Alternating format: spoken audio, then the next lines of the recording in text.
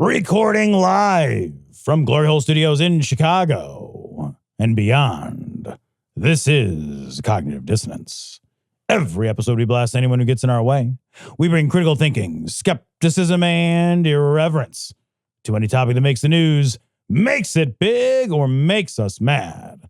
It's skeptical, it's political, and there is no welcome mat. Today is Friday, October 31st, Halloween time. Happy Halloween time. It is also the last day of SNAP benefits. We'll talk about that a little later. But Cecil, it's also the launch of Vulgarity for Charity. Vulgarity for Charity is back, everybody. Vulgarity for Charity is back. We had Daryl Ray on last week to talk about the organization that we'll be raising money for, Recovering from Religion.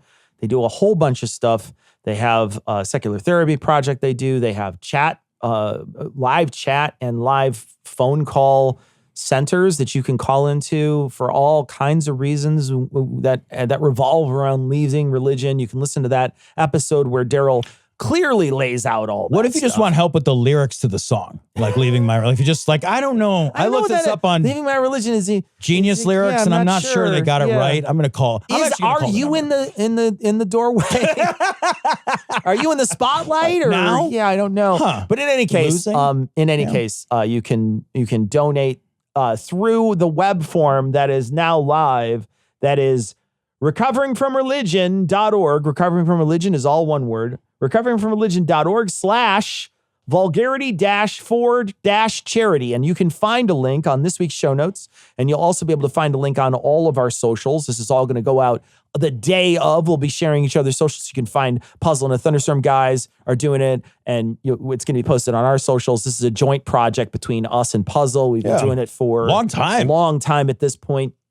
Very excited to jump back in, do another Vulgarity for Charity, get a ton of money for people who are looking to leave religion and looking for different types of services for when they leave religion. And we're hoping that we can get quite a bit of money for them.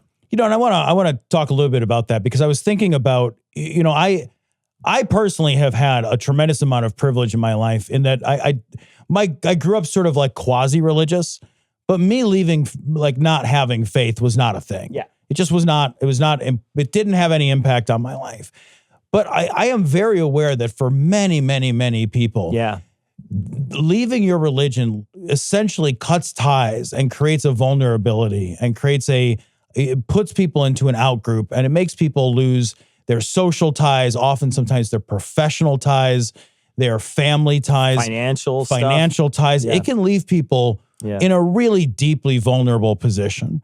And this is such an important place for people to go. There's a big movement. I was listening to The Daily, I think it was the other day, and they were talking about the rise of the ex-Mormon movement.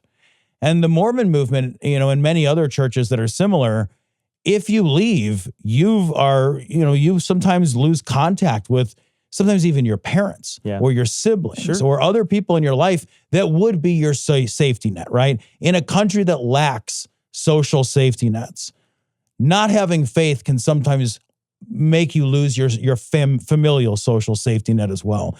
So having that support, having that backstop, there's nothing else like it. And it really is, I think, important work. And I was talking to Daryl Ray last week, and he had a comment where he said, basically, people need to learn skills they never had to have because they had people around them that were doing certain things. Mm-hmm. So they're literally don't know how to do certain things in life because they never were trained on it because they had a church that was sort of helping them do all this work, or they had a partner who was doing this work, and that partner now is back with the church and they left and they were kicked out or ostracized, and now they don't know how to even interact with the world in a normal way that most people would know that didn't live a sheltered life in church. So it's important work that they're doing. Also, just losing community in general is very difficult.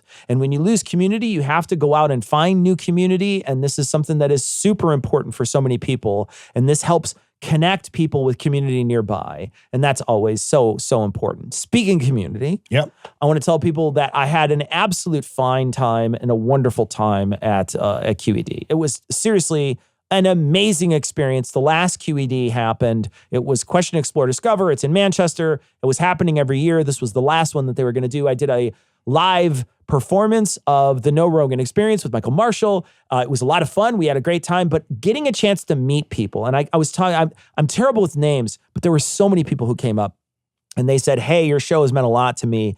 And I'll tell you, I treasured every one of those conversations. That's so great. It was really just wonderful to get a chance to meet people, talk to them, have multiple conversations with people that ranged from all over the world. And they all talked about how like their lives. And then also they were very kind when they talked about how the show has affected them. And so it was really nice to get a chance to meet those people in person. And I loved every minute of it. So if I met you at QED, thank you for coming up and talking to me, because I appreciated every one of those conversations. Man, that's awesome, man. What an awesome opportunity to meet people that are listeners. You and I have had the opportunity. I wasn't able to go to QED. I wish I was able to. I just wasn't able to make it it didn't fit into my personal life. I just couldn't make it happen. But every time we've gone to these events and had an opportunity to interact with our listeners, it's always just such a wonderful experience. Like, they're just like the nicest fucking people. It's so cool. I'm glad you were able to make it out there. You can't ask for a better conference. No, the conference is so good. And next year they are putting on conference, but it will not be QED. It will be a different conference a week earlier in a different city in Liverpool. Oh, really? They're going to be putting on the European Skeptics Conference. They're going to be putting this thing on. I don't know if I'm saying the full name of it correctly because I can't remember exactly what it is, but it's essentially a traveling conference that works its way around Europe. Well, that's cool. And they'll be hosting it next year. And I'm already making plans to travel there to go to the Skeptics Conference that's happening a week before in Liverpool next year. That's terrific, man. So they're going to do something again next year, but this group is no longer doing QED, but this last QED was a fucking banger and MASH. Mostly a banger. Yeah. This is the police speaking. Urgency, paging Dr. Beat. Emergency, emergency, paging Dr. Beat. Emergency, emergency. So I let off the show with it because I'm fucking outraged, and it's all I can think about. This story is from the AP. Trump administration posts notice that no federal food aid will go out November 1st.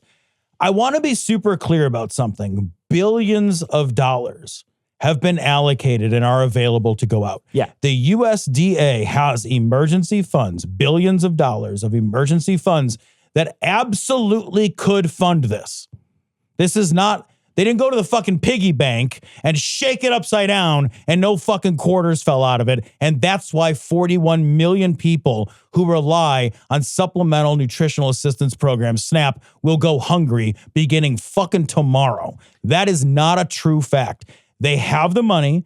They're intentionally starving 41 million American citizens as a way to ramp up political pressure in order to get their opponents to capitulate. That's what's happening. They're holding that many people hostage. They're hunger hostage. Yep.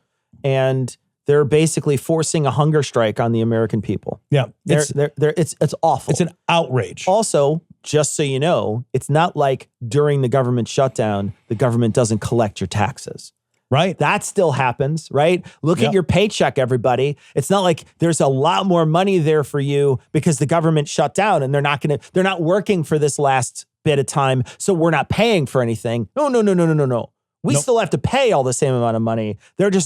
They're not working during that time. Now, don't get me wrong, you have to pay that money, back pay, et cetera. Although they're trying to say no back pay for some people. Pay. Yeah. If that's the case, then I should get back pay on my fucking taxes. Right. If you're not going to pay the people who fucking work, why should I have to give you money that you promised to give to these people that you're not giving to them? It's outrageous. It's outrageous. And look, this is a group of people who we talked about it recently. They are brute forcing everything they can. They're trying to brute force every single thing that they can. And what they're trying to do here is not negotiate. Every single time the government was threatened to be shut down by the Republicans, they came to the White House and a bunch of senators and a bunch of House members and the president sat down around a big fucking table and they ate tea sandwiches and they figured this fucking thing out. And they capitulated to the Republicans because the Republicans demanded certain things, and the Democrats, who at the very beginning of Biden's term held all the positions of power, even though that really wasn't true, they had to work with them because there just wasn't enough space. There's not enough space. That's too narrow a line. You have to work with the other team. And guess what they did? They worked with the other team and they got shit passed. They are not willing to come to the table to have a conversation about this. They won't even do it. They won't do it. So if that's the case, who is shutting the government down? Who's the people who are shutting the government down? Everybody, like, we're taking this shit to court. Like, the left is taking this shit to court to say, hey, why don't we sue on behalf of this to make sure that they have to pay those benefits out? Why don't we try to work as much as we can to try to stop these? We're going to talk about health insurance later on, to stop these ballooning health insurance payments that are going to have to come forward. Let's try to work to save the American. No, those people don't want. They want you to fucking suffer. The suffering. We've been saying this for years. The suffering's the point. Your suffering is the point, not theirs. Yep. Your suffering's the point. Yeah, you know, it's worth noting too, and I'll get some of these numbers wrong because I'm going off the top of my head. So forgive me. You'll understand the gist is what I'm driving at. You know, it's important to understand a couple of things. One, like 40-some% of the people receiving SNAP benefits are kids. I think it's like 41 or 43%. They're kids. They're people under the age of 18. It's 20-some% of those people are disabled or elderly or otherwise unable to work. Okay. So you add that up, and my math says that's most of the fucking people. Most of the people. Right? SNAP benefit recipients are very often demonized as people who are sort of lazily sponging off of the American welfare teat, right? That is but most of the people receiving SNAP benefits cannot work. They're elderly, they're children, they're disabled people. Most of the rest of the people do work full time. I was just going to point that out. So you've got a tiny fraction of people that are receiving SNAP that are people who are able to work and have not yet found work, right? That is a small fraction. Most people aren't even really eligible for work, right? They're disabled, they're elderly, they're children. Then a big chunk of the remainder are already working and working full time. Working hard jobs. They're working full time. And for big companies. Yep. Big companies that receive corporate welfare, right? We are mad at people for receiving a lifeline of welfare in this sense. And we are not mad at the companies who are not paying their full-time workers enough money to not need this kind of assistance, right? And you got to be pretty fucking below, like you got to have very little income to qualify for SNAP, right? It's not like it's a high bar. It's hard to qualify for SNAP. You have to make very little money because we keep not adjusting that as inflation and cost of living and all the rest of that shit goes the fuck up. It's a fucking nightmare. It's mean. There's a cruelty to it that you're exactly right. The cruelty is the point. They think this is what will create the leverage. Also, most of the people receiving SNAP benefits are in red states. Yep. They're in red states. And very specifically, we can rewind back to the SNAP challenge. Do you remember this, Tom? I do. Do you remember how fucking hard it was for so many people to try to live, to just survive on the amount of money that these people get? And they were like, this is impossible. Yeah. It's literally impossible. It's nothing. What I can do is have a ramen a day. Yep. Like, that's what I get to do with this money. It's so little money. It's $1.40 a meal, man. It's the tiniest, barest amount of money. $6 a day, $1.40 a meal. Fucking prices are skyrocketing under this administration through tariffs, through bad management of all different types of things that are economy related. Inflation continues to rise. It's a terrible environment just for your $6. Yep. Right? It's already bad. You're already getting a shit deal with a $6. Yep. Now you have to deal with trying to parse that out over the amount of time that you have to eat during the day. And you've got to try to figure out how to feed yourself. It's not, these people treat it like it's this fucking windfall. Well, yeah, It's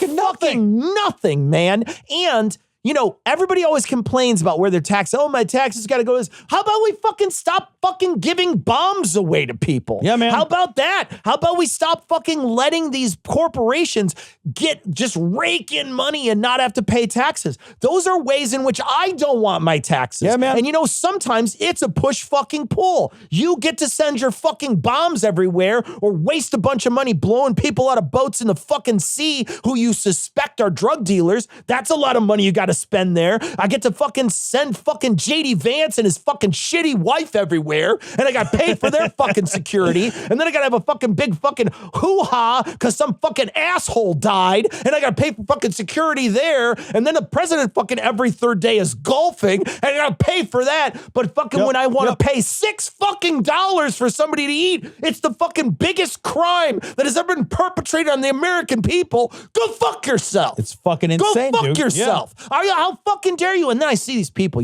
fucking boils my blood. You see all these assholes on TikTok, and they got their fucking MAGA hats on. They're like, oh, maybe you're going to have to work now. Maybe you're going to have to go out there. Maybe you're going to. And here's the thing. I know some people are going to be like, well, it's rage bait. It doesn't matter. Here's the thing.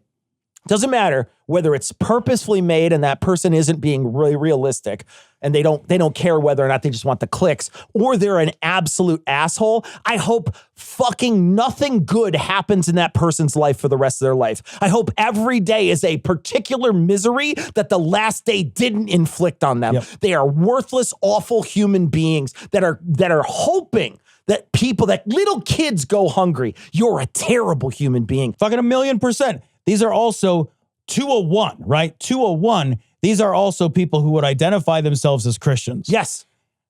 Did they miss the part where Jesus said, and I was hungry and you fed me? I fed you, but it was only $6. I mean, it's not even a lot of fucking money. You can't even get a fucking burger for that, It's such a our social safety net is already so bad. Yeah. And think about the state of the economy when we've got somewhere around 370 million people, 41 million of whom receive SNAP benefits. Yep. That's a lot of people, right? Because a lot of people are in a really tough fucking spot. To use that as political leverage right now when we don't have to. Absolutely. There's money the USDA has set aside. These are emergency funds. We're loaning $20 billion to fucking Argentina for reasons called shrug emoji. Yeah. I don't fucking understand that. I've read 3 things and I'm like, I still don't understand that. I think we're loaning $20 billion to Argentina literally because Trump likes personally the president of Argentina. Yeah. I actually think that's the whole analysis. I don't think you're wrong. $20 billion. I don't think we you're could wrong. feed a lot of fucking people for $20 billion. Well, we won't. No. We won't intentionally because, and one last thing. The Democrats are working to feed people in the red states. Think about that. When these fucking Republicans are always like, you got to fucking grovel to me and ask nice. Maybe these fucking assholes from California want disaster relief because LA caught on fire. You got to fucking ask nice and we're not going to send disaster relief. Yep. What are the Democrats doing? Most of that money is being spent in red states. And the Democrats sitting in a fucking blue state representing, they're saying, I want to help you. Why are you making it so hard for me to help you? You're working against me. I am burning my fucking house down to help you. You dumb motherfuckers. You stupid fucking assholes. It makes me insane. It makes me insane. And if it was adults that were eating the shit, if it were the people who are actually making the decisions that were eating the shit, I would say eat that shit. Yeah. Eat it. Actually, you know what? Don't eat it. See how it feels to fucking go hungry for a few days. See how it feels to have that gnawing in your belly you can't quench. And the thing is that as it stands right now, there is some possibility that they're going to try to not have this, and they do have an emergency fund, so they brought it to court. It's possible because as of this recording, we have heard what the judge had to say, and it sounded like the judge was very on the side of, we're going to release the fucking funds to people. You're not going to be able to hide behind that. But it's not going to be all the funds because they don't have all the money that would go out. That money would run out before the end of the month, and they would have to parse it out. They would have to give it to people who had the most need. So if you have extra money, we want people to donate to Vulgarity for Charity, of course. Donate to Vulgarity for Charity. But if you have extra money that you were thinking, hey, I want to donate to 2 different causes this month, a local food bank, or bringing your body to a local food bank to put in a couple hours of work, probably a very good use of your time and a very good use of some money if you have some extra. Chain reaction could spread to all the turbinium in the planet. That means meltdown. A meltdown on a planetary scale. Don't you think whoever built this thing thought of that? Who knows what the hell they thought? They weren't human. Maybe it's a trap. Maybe they want a meltdown. The stories from the New York Times. Obamacare prices become public, highlighting big increases. The government website now shows consumers how much their health insurance costs will increase next year as Congress remains at an impasse over the plan's subsidies. Now, we had talked about this a while back, and I had said something like, The moment they see this, I think they're really this is the real find out phase. Yeah. And you had rightly said, look, like that stuff's not going to come into effect right away, but they got to tell you. Yeah. And another thing that was happening too, at the same time, this is way back in the earlier parts of this year, those states that were doing matching funding, they started cutting it right away. Right. They started cutting that shit right away. So people were already seeing some Medicare benefits go away. True. And then we were already now we're seeing more costs rise. People are going to have to pay more money. One person in here went from paying like $400 a month to now paying like $890 or something a month. And their deductible went up to $7,500. That is fucking insane. Could you imagine? Now, first off, you're already paying a lot of your money for healthcare. And then you've got to pay this extra bit. Before your healthcare even gets in, you got to pay almost $8,000 in healthcare costs before they're even coming to say, yes, we'll help you out now. Yeah. The amount of money that people are going to have to be spending for healthcare, this should wake everybody up to the fact that those people that got elected into office, they were there to raid us. They were there to raid the government. Yep. They rolled in on a big ass pirate ship and fucking Stephen Miller had eye patches over both eyes for some reason. And he fucking rolled in and they were there to fucking pegging pilfer. leg when they fuck us with it. They were there to pilfer the government. Yeah. They were there. Yeah. Fucking Elon Musk knew what he was doing. Don't think that Elon Musk gave $250 million to win the fucking race for Donald Trump. Don't think he gave that $250 million and didn't expect a return on his investment. Dude, of course he did. Of course he did. And he got it.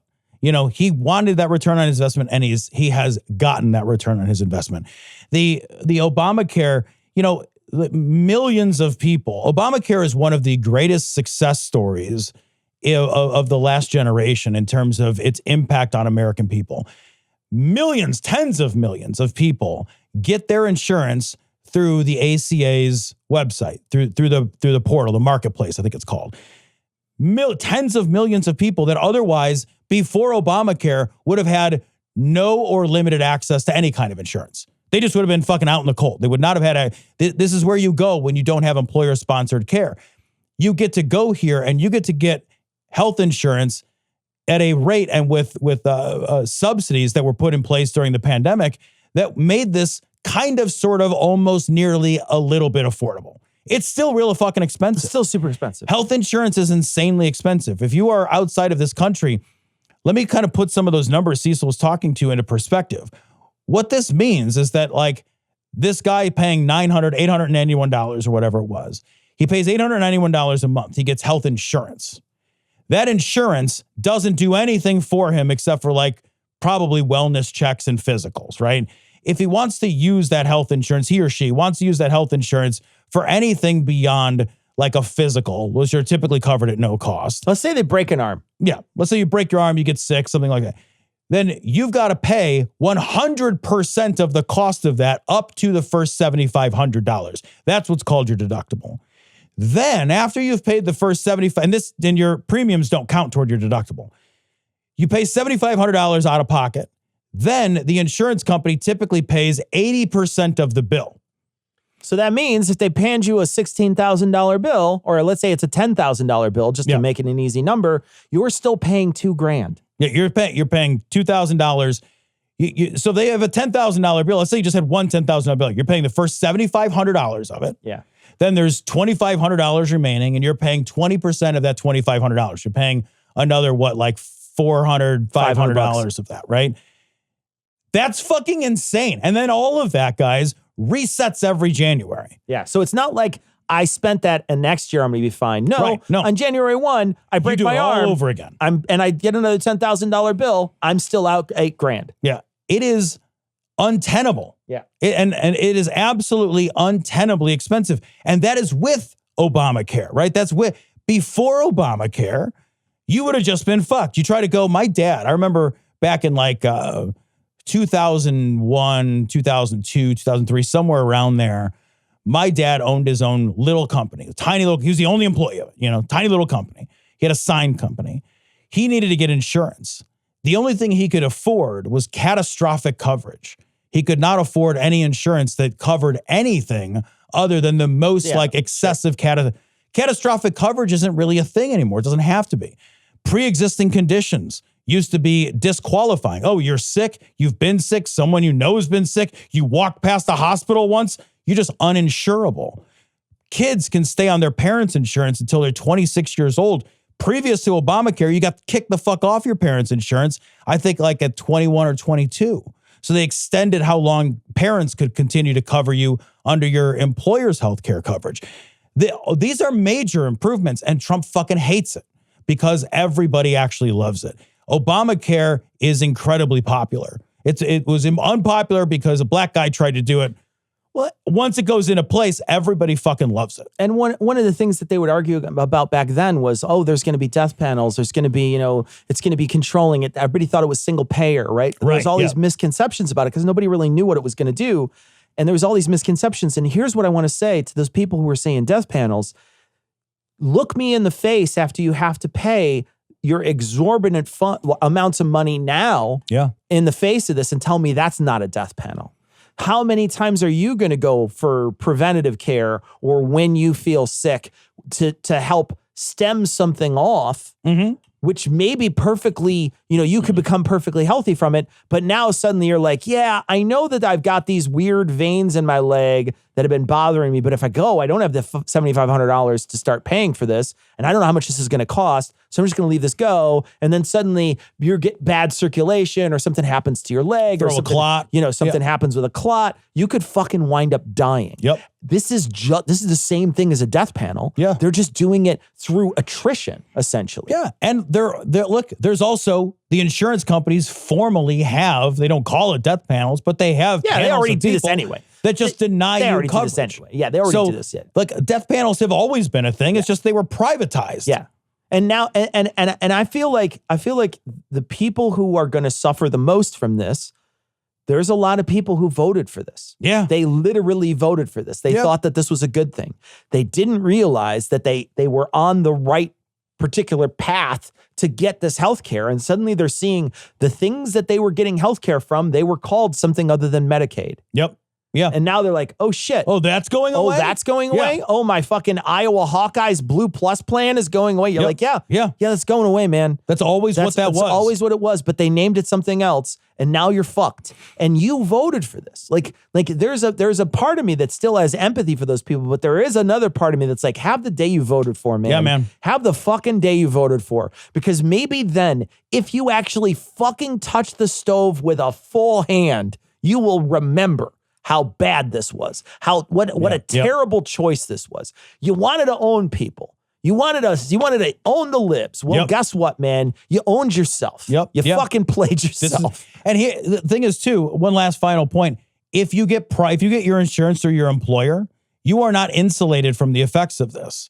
So Obamacare, remember that Obamacare is a marketplace of private insurers that is aggregated together, and you are allowed to buy coverage through those private insurers. It's not nationalized care. So it's you buy a plan with Blue Cross Blue Shield or Aetna or United or any of these other, giant healthcare companies.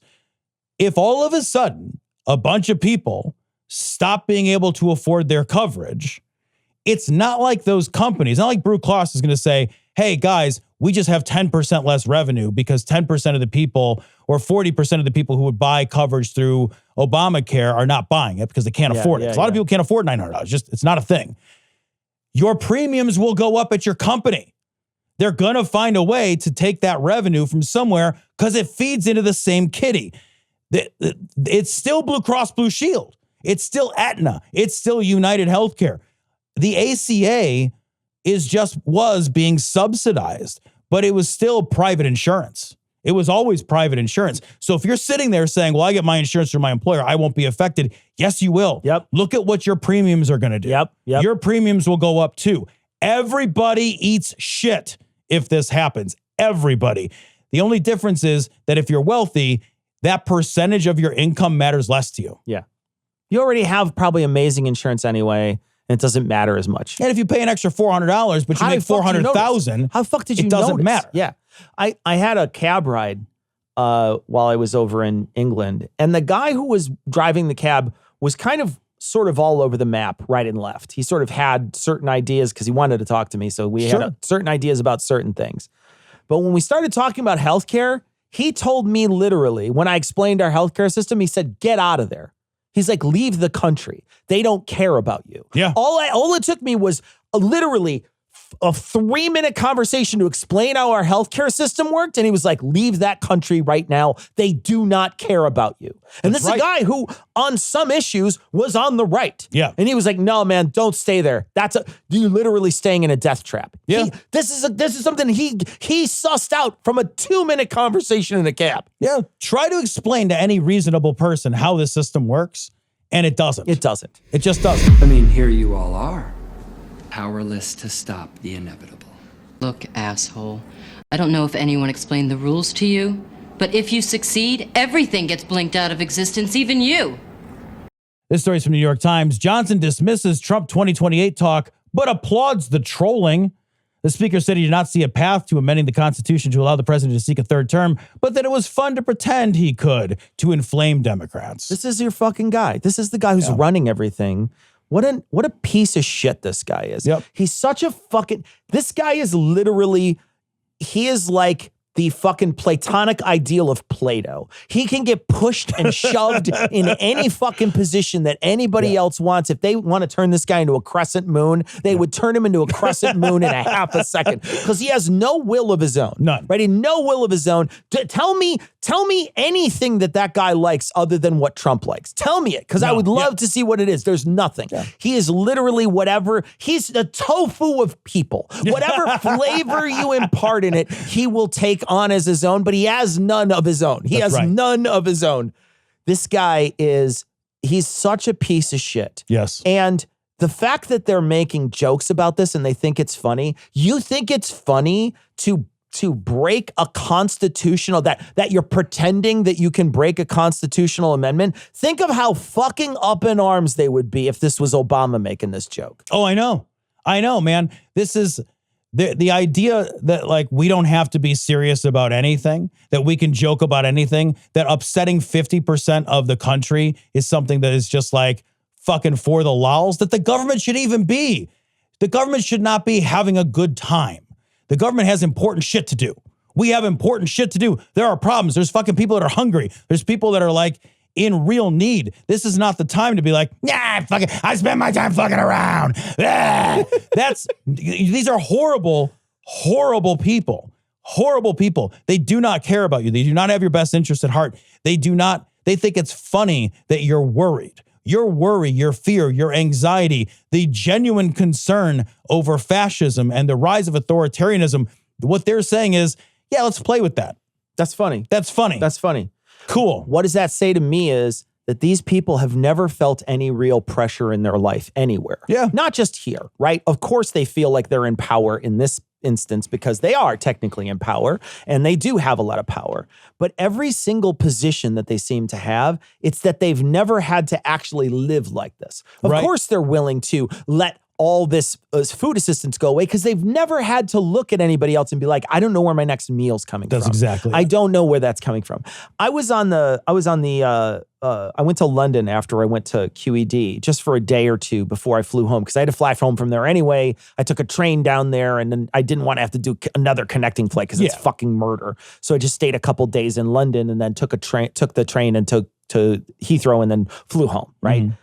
But their underground system in London is massive. It's enormous. It's quiet. It's fast. You get on it. You don't feel like you're moving. And then you look out and you're like fucking zipping through underneath. Awesome. You get off and you're like, holy shit, I'm super far away. The speed at which it moves, et cetera, et cetera.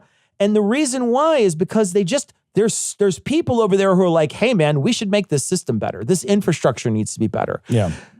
I feel like what we need to do is these people who that run our country need to feel some sort of pain that a regular person has to endure on a normal basis.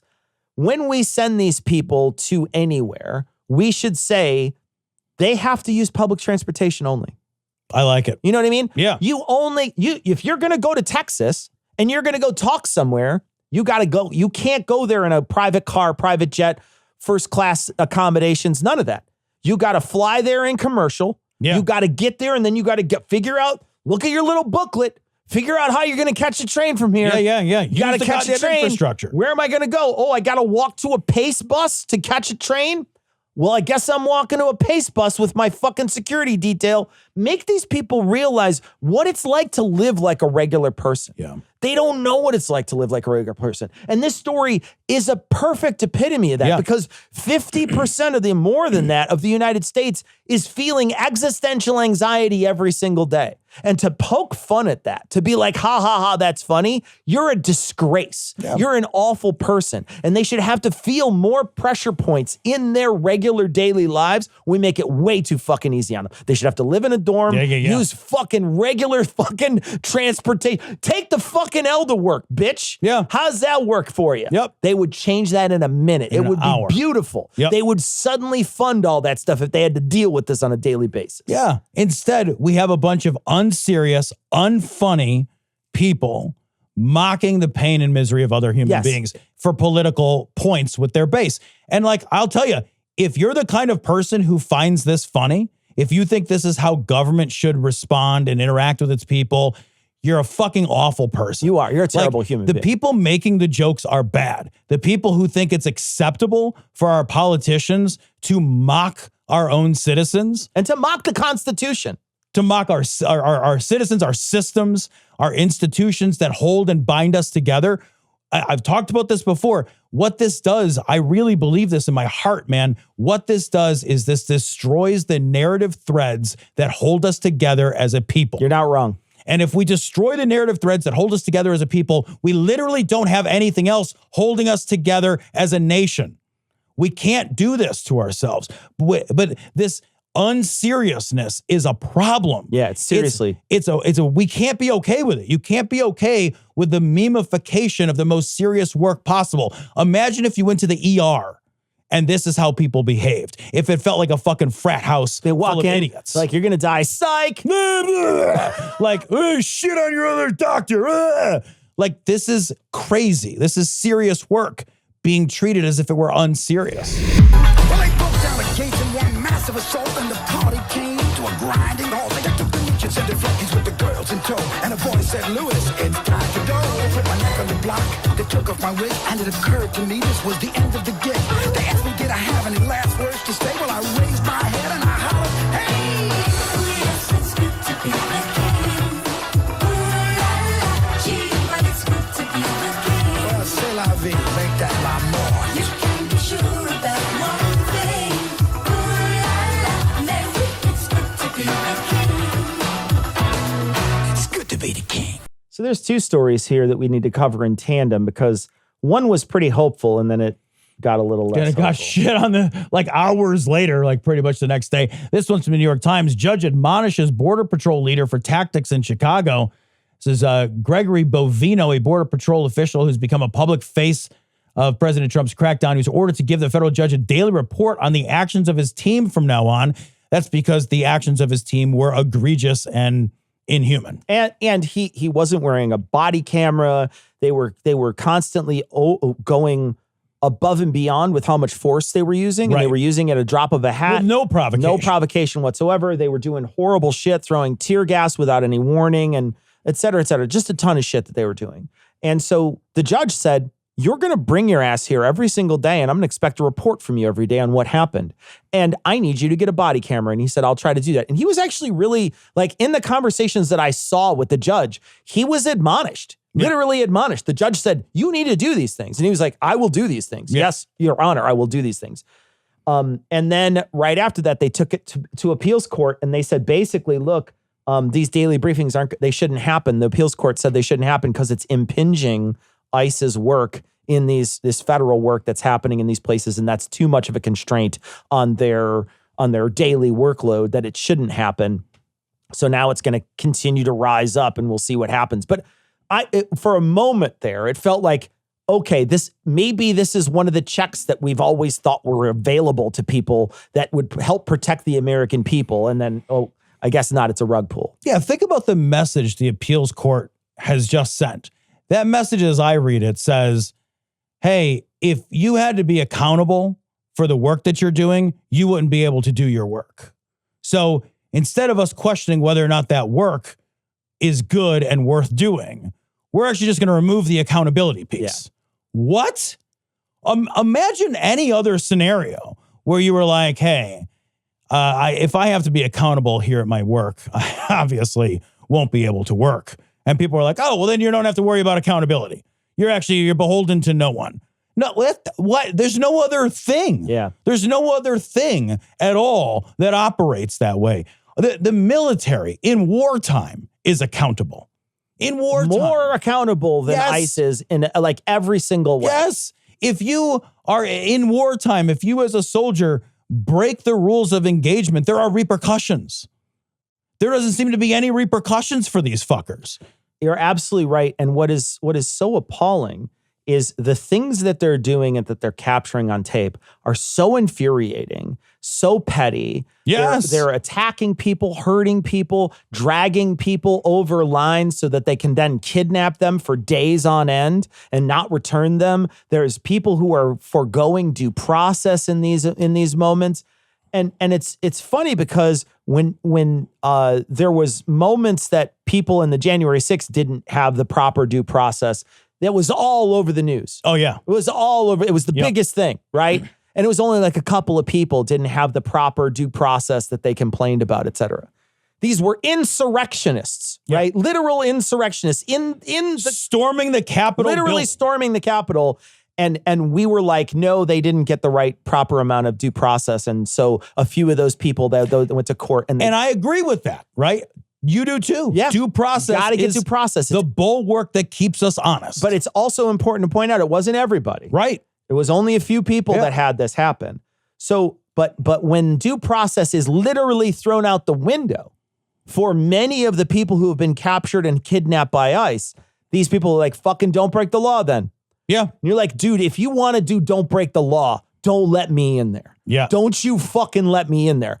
Like, don't do this. Why do you want this? Why do you want us to erode all of the rights that Americans have? Why do you want that to happen? You can't be serious here. What you want is vengeance. What you want is to hurt people. What you want is to fucking be the bully and shove people's nose in it. Yeah. You're terrible. You're a bad person.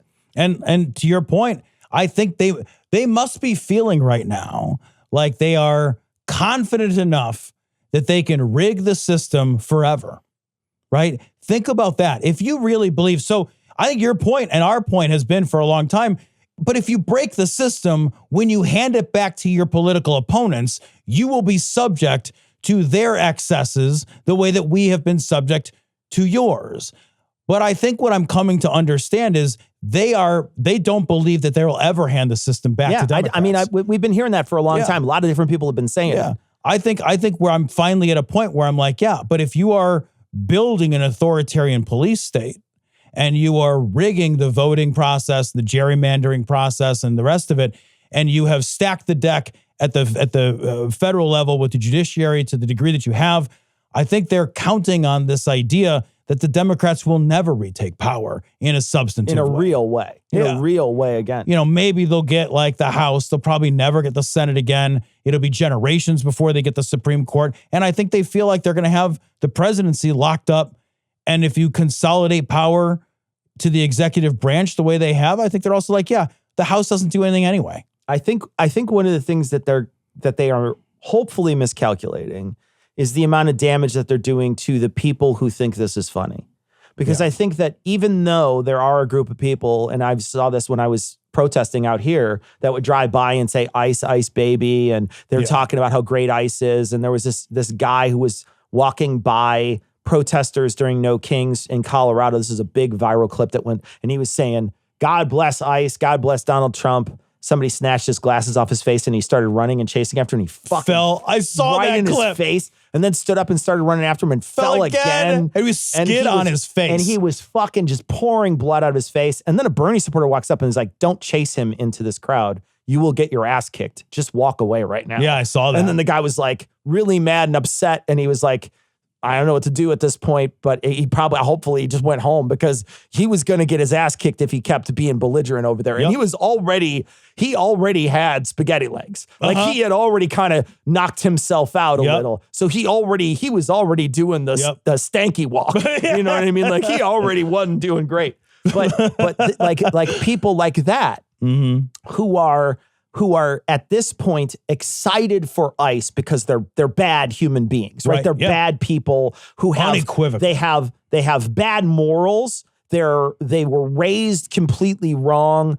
I don't think that that's a person who's completely unredeemable. I don't think that. But I definitely think they have a lot of work to do to get redeemed. They have a ton of work to do in order to redeem themselves and become a moral person. Because I think at this point, they are completely bankrupt morally. Yeah. If you think that you're bankrupt morally, indisputable, you need a ton of work on yourself in order to get to a point where you actually have empathy in your life. Yeah. But I think like even those people, there's not going to be enough damage for them to finally be like, the damage I'm taking is too much. Yeah. I think and I think like there's a lot of people who really do exist in a world where the government is helping them and they don't realize it. And for sure, there's going to be major cuts that's going to cause them to finally be like, yeah, I really do. I'm really a bad human being and I am amoral or immoral. And I'm happy when other people are hurting, but I'm hurting now. Yeah. And that's too much. And I think that they are doing too much too quick because Donald Trump has no regulation and he's a bull in a china shop. So he's going to do as much as he can, as hard as he can, whenever he can, stay in the front page and hurt as many people as he can. And it might be too much. It might be too much for them. And that's my hope, is that it's too much, that it hurts too many people on his side, that there's too many leopards eating faces. Because if you do that, then they will turn on him too. And then that could be the thing that changes everything. I sincerely hope that that's right. I sincerely hope that that's right. I don't have anything else. There's nothing else. I don't have anything else. Cecil, Tom. that's the only thing that we can hang our hats on anymore. That's it. Oh, God. I'm stuffed from, oh my God, so much stuffing. Oh, goodness. I'm fully stuffed because I went to Adam and Eve. It was candy. I ate a lot of candy. But you know what? You can get something sweet by going to adamandeve.com and using code GLORY. Because when you do, you get 50% off almost any one item, you know, and then it's free shipping and the discreet and all that fun stuff. So and expedited. So why don't you do that? All nice wrapped in a bow. Treat yourself to something sweet before the end of the year. Okay, you should, before, you know, who knows. There's the government doesn't want you to have this, so you might as well get it on your own and tell those people to go fly a kite or something, or whatever it is, and then you won't see them any Tuesday, not just the next one, but just no more Tuesdays. Anyway, adamandeve.com. I hope you had something sweet over the Halloween weekend. Trick-or-treating. Now you're treating your trick. That's not what I meant to say. You treat yourself to a little candy, little something sweet at adamandeve.com using code GLORY. Is there anything else to say? No. Back to the show. Bye-bye. Why do you want me to come? Everybody wants you to come. Everybody wants me to come? Yeah, man, we've been excited for you to come. Why would you want me to come? I just want to fight aliens. Well, you better come quick. We're all ready to go. I don't want to come. I'm gonna make you come. Please don't. Please don't make me come, Arby. You always say you're going to come. Then right when you're about to come, I've never said such a thing. Uncle Johnson's in the car. He's coming. No! You don't want Uncle Johnson to come? I don't want anybody to come. At least come outside so they can see you. Why do they want to see me come? Wait, what? I don't understand what you want! This story's from The Hill. ICE invokes Halo remake, seeks recruits to destroy the flood. Let me see if there's an image of this. So here it is, everybody. You can take a look at it. This is what it looks like. It's from the Homeland Security. That's Twitter's @dhs.gov. And it is an image. And it says, destroy the flood, join ice.gov. And genuinely, this is the type of stuff that this is like almost having cheerleaders outside of boxcars leading people to them. Yeah, man. Do you know what I mean? I do. It's not anything different than that. No. You're using very coded language. If people aren't familiar with the Halo mythology behind it, is that there's multiple different forces in the universe, and one of those forces is essentially like a virus type force that infects other living creatures and turns them into sort of zombie-like creatures called the Flood. And there's one major creature who's the Flood, evil Flood person who sends them out. And it's essentially, you're saying, like, this is a disease. Yeah. These are disease. This is an evil that has to be eradicated. Evil that has to be removed. And they're saying, destroy the Flood. The Flood is immigrants, guys. Yeah. I mean, like this is our government saying, we would like to be evil, please. We would like you to join our evil, please. Yes, we are the baddies. Yeah. And the image is of a Halo character in a vehicle manning a machine gun. Yes. So it's not like, hey, we should protect ourselves through economic redevelopment in developing nations so that people don't want to immigrate here and they can stay in none of that. It's let's use maximum amounts of deadly force. Absolutely. In order to literally destroy and eradicate these human beings who, incidentally, our economy literally relies upon.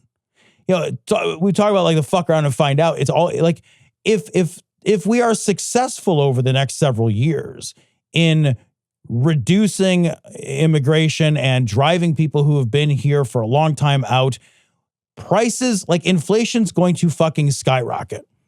We rely on immigrant labor for an enormous amount of work here in the United States, and we need them. Unemployment, even though it's creeping up, unemployment is still somewhere around 4%. You never get to 0%. That's not a real thing. That's a historically very good number. So it's not like there's a bunch of out of work Americans who are being replaced in jobs by immigrants and they don't otherwise have work. That's not a real thing. The numbers show that that's not a real thing. If all of a sudden their immigrant laborers are unable to perform the functions that have historically been functions we've relied on immigrant labor for, prices of everything will go. So like it's in our best interests to have immigrant labor. Driving these people underground or driving them out of the country entirely, we will eat an enormous amount of shit.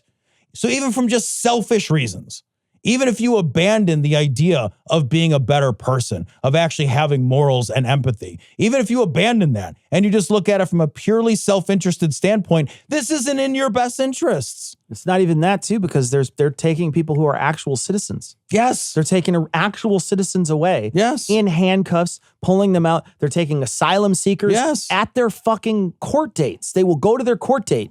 The asylum seeker, this is somebody who literally marched to the United States through horrible, hostile territory in order to get here. Just because they had such a low quality of life where they felt they were in danger. They came to the United States. They said, please help us.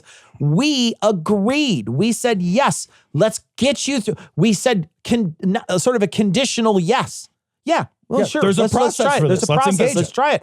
They work through the process, and then following the process, they are grabbed outside of these hearings and dragged outside. People who were born here are being snatched in these raids. That's because we are working actively. The Trump administration wants to redefine what citizenship means and who gets it, even though constitutionally it's very clear. We all are going to eat shit. This is an authoritarian power grab. It's a consolidation of power for white people. I've tried everything to convince him of my scholastic aptitude, but I was brutally rebuffed. Oh, get over it, okay? He's a miserable little man who wants to make everyone else miserable too. Dee, that's it. This story's from Ars Technica. Man finally released a month after absurd arrest for reposting a Trump meme. This is how it posted. I guess Trump had said something about a school shooting that was like, we're going to have to move past it or going to have to get over it. And this is a quote from Trump. Well, after there was a post somewhere about, it was on Facebook, but I don't know exactly whose page was hosting it, but someone had posted something about a Charlie Kirk memorial, and someone in response literally just posted Trump's words about that shooting, that school shooting, which was, we're going to have to move past this. We're going to have to get past it. And they were arrested, taken in because the sheriff felt like he was the one who was wronged by this Facebook post. So he arrests this guy. Then the judge issues a $2 million bail. $2 million, for man. posting something online. And then they bring him in, and he has to spend a whole month there because he can't actually afford that kind of bail. Like, there's no way he can get out. So he just stays a whole month in jail, and then they finally drop the case. And he's released from jail. I just covered on the No Rogan Experience. We just did a live show. Our live show talks very specifically for a few minutes about the censorship that's happening, quote unquote censorship that's happening in the United Kingdom. And Joe Rogan is all over this censorship that's happening in the United Kingdom. These people are getting arrested for posting. I am dying to find out if he even mentions this case. Yeah, probably not. Here in the United States, we're seeing people pulled out, like literally arrested, because the current administration is offended that they posted something that is in some way demeaning them. So they're literally arresting people on ideological causes here in the United States.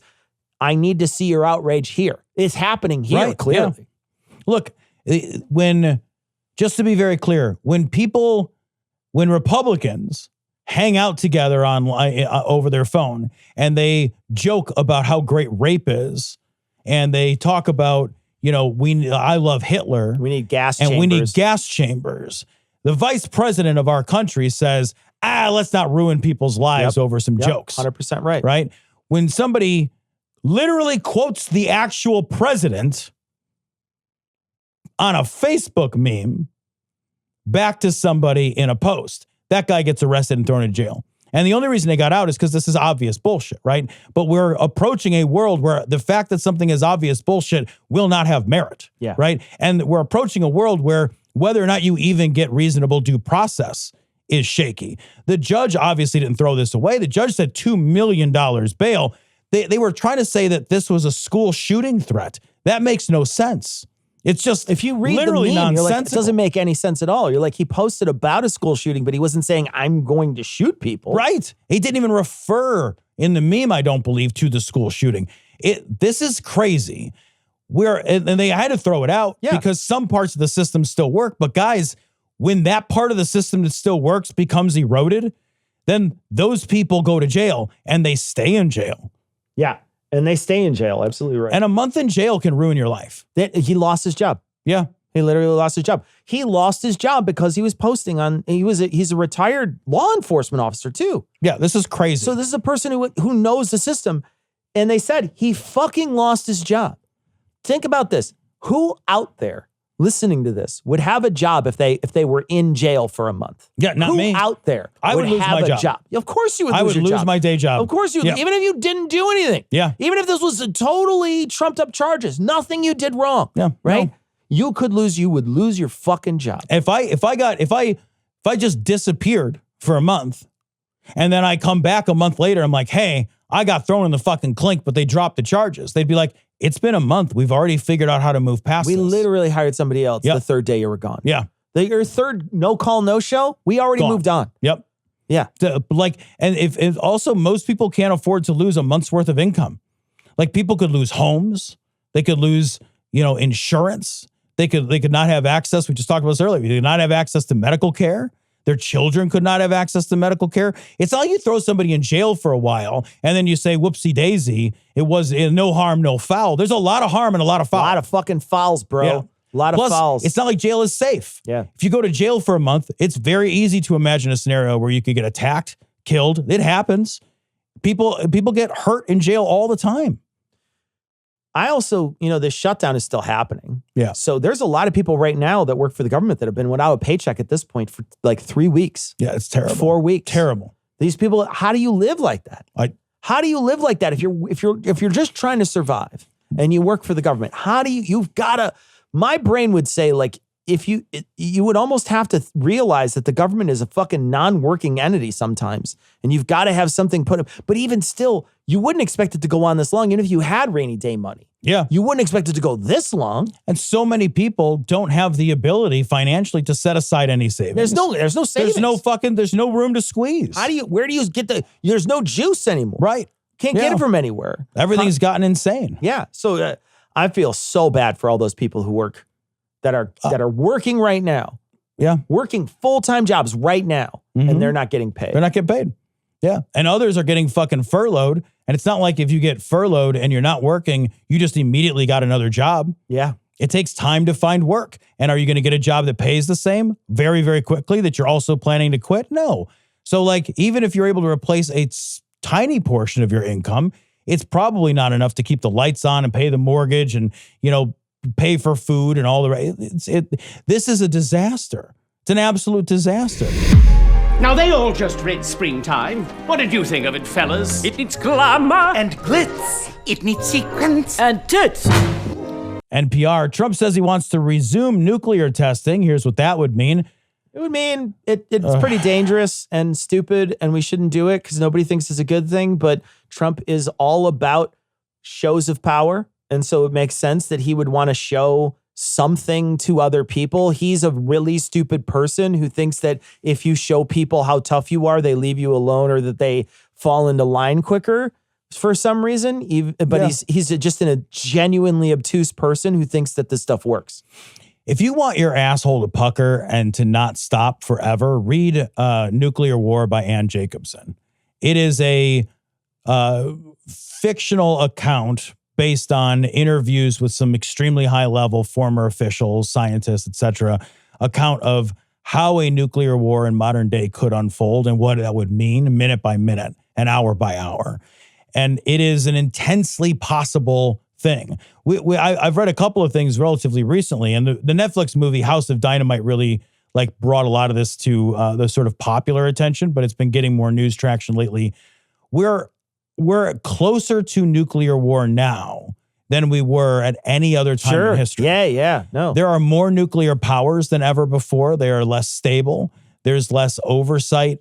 There's less, the world is less nuclear stable than it ever was. Testing nuclear weapons is just an objectively horrifying idea. It brings us one step closer to a brink that we can never step back from.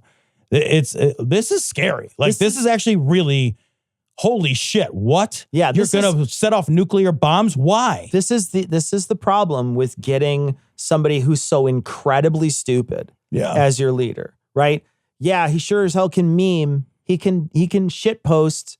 Yeah. This is what happens when we don't look for somebody who has the ability to have that office without being an absolute fucking fool. Yeah. And he is such a fucking clown. He has no idea what he's doing. He is genuinely one of the stupidest people to ever take that office. He still thinks that a cognitive test is an IQ test. Oh my God, I know. He's genuinely the stupidest human being. He's a fucking 80. He's like a fucking room temperature IQ. Yeah. And he somehow fell his way up.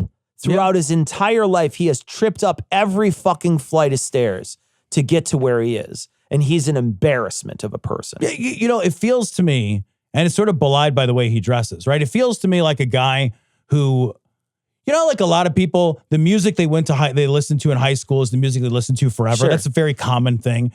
I feel like the political ideas that he formed literally 50 years ago about power and hegemony and geopolitics and economics are the ideas he continues to hold and to carry. Yeah. And those are 50-year-old fucking ideas. Those are ideas formed in the 70s and 80s. I know he was a Democrat back then, but I don't think that his ideas of power changed. Yeah.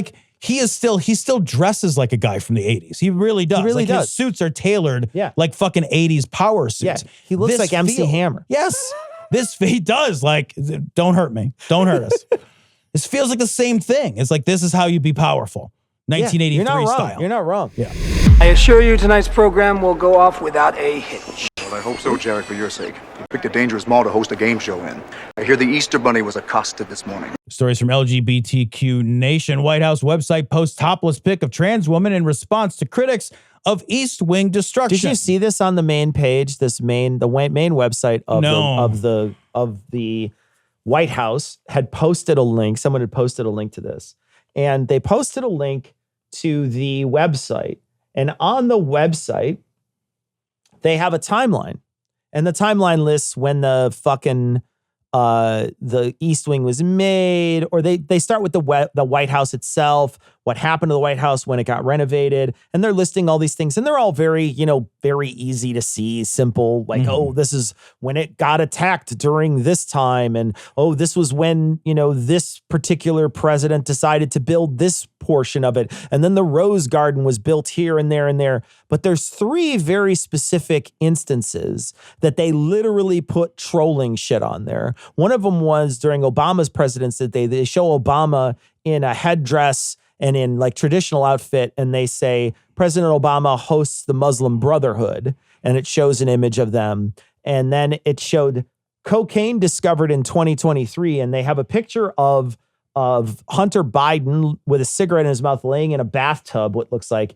And then they posted also in 2023-24 Trans Day of Visibility, and they show Biden-Harris administration hosts, and they say they use the word transsexuals at the White House in 2023, and goes on to establish the Transgender Day of Visibility the same day as Easter Sunday in 2024, to go out of their way to pick 2 or 3 recent things that happened in an administration he doesn't care for, to belittle them and attack them, and to try to, this isn't an attack, to be perfectly honest, to say there's a trans day. Okay, there was a Trans Day of Visibility, all right, but he's very specifically pointing it out because he knows that it riles his base up, and this is what he wants to point out that they did, to say, look at how awful they are. Yeah. What they don't realize is that they were just inclusive on that day. Yeah, and I want to point out that they're lying about the Trans Day of Visibility. So very specifically, let me read what they wrote, because it's just not true.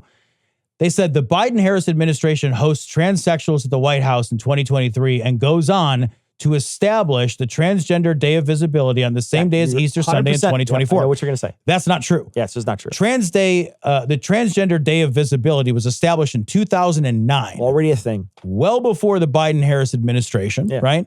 And Trans Day of Visibility is a fixed date. Yeah. Right? It's not one of these moon holidays. Easter is a fucking lunar whack job holiday. It moves around. Yeah. Easter is what moved on to the Transgender Day of Visibility. Yeah. The Transgender Day of Visibility is just a fixed date on a calendar. It was established in 2009, not during the Biden administration. That none of those facts are accurate. That's just not, like, literally nothing in those sentences are true sentences.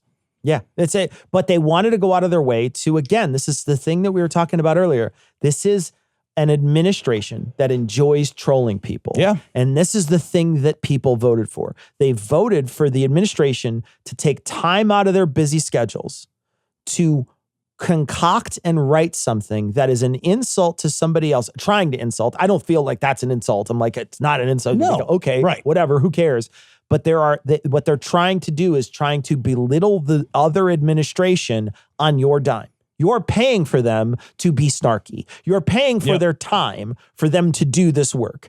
If we're going to talk about waste. Yeah, this is it. This is waste, right? I'm not paying you to be a fucking snark and try to fight other people. I'm paying you to do a fucking job. Yep. And like, if you wonder, what does this have to do with the demolition of the East Wing of the White House? Nothing. Yeah.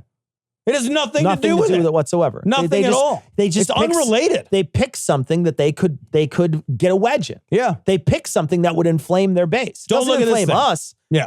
I don't give a shit. No. I don't care. I mean, obviously I care that they find cocaine at the White House.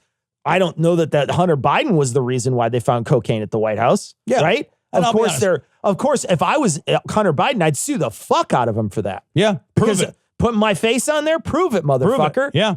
That's like literally indicting him in front of him, like all those. I would fucking sue the fuck out of him. Yeah, fucking prove it, assholes. Yeah, but this is your hard-earned money given to the government so that they could then pay some fucking asshole to take these images and create this webpage very specifically to attack the other side.